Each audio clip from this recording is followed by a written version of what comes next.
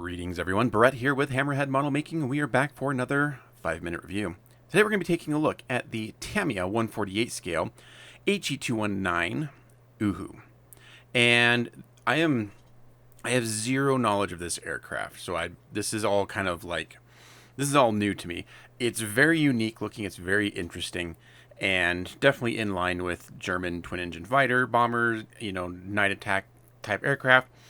But this kit is fascinating to me, and something that I believe would be a really good addition to any display shelf, but especially if you're really into those like German night fighter type aircraft. The kit itself looks pretty good, typical Tamiya. More rivet detail than I would expect from Tamiya, more fastener detail, so that's always a nice thing. However, kind of a running theme in this kit is ejector ping markings in, unfortunately, conspicuous places. So that is something one would have to deal with, but otherwise, I mean, it appears to be your typical Tamiya quality all around. Very nice looking, very, straightforward, thoughtful construction, things like that. You do get separate flaps, but all the other control surfaces are molded into the wings and tail.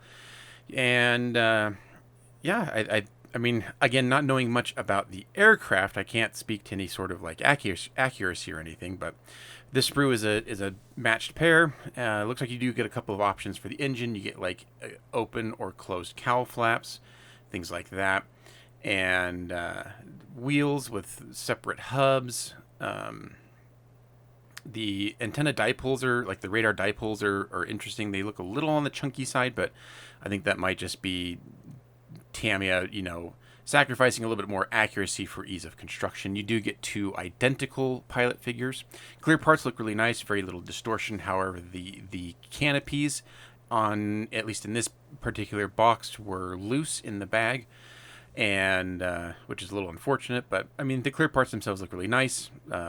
Clear, sharp, and yeah, no issues other than the loose parts. Hopefully nothing got too scratched. You get some polycaps for the propellers. And then finally, this is really unique. So this is a molded metal weight that is essentially the cockpit floor that goes into the front of the aircraft. And I imagine that was done in order to give this very unique aircraft enough nose weight to keep it on all three landing gear. Because of how small the aircraft is and how much parts would be going into the cockpit itself, it would be very difficult to add additional weight if they didn't have that molded weight. So that's a really awesome, a value add from Tamiya there. Instructions are pretty typical Tamiya, fold out, not my favorite, but they appear to be informative and straightforward. You do get color markings for, I think, 3 different aircraft, and some really unique camo schemes there, and then this kind of just larger display thing. So a little bit of errata there, so just pay attention to that. And then finally the decals.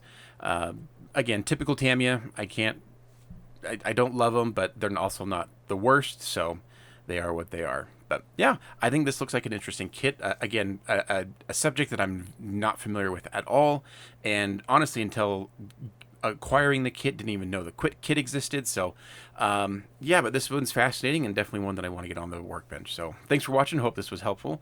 Thank you to all of my patrons, and we'll see you all on the next video. Bye everyone.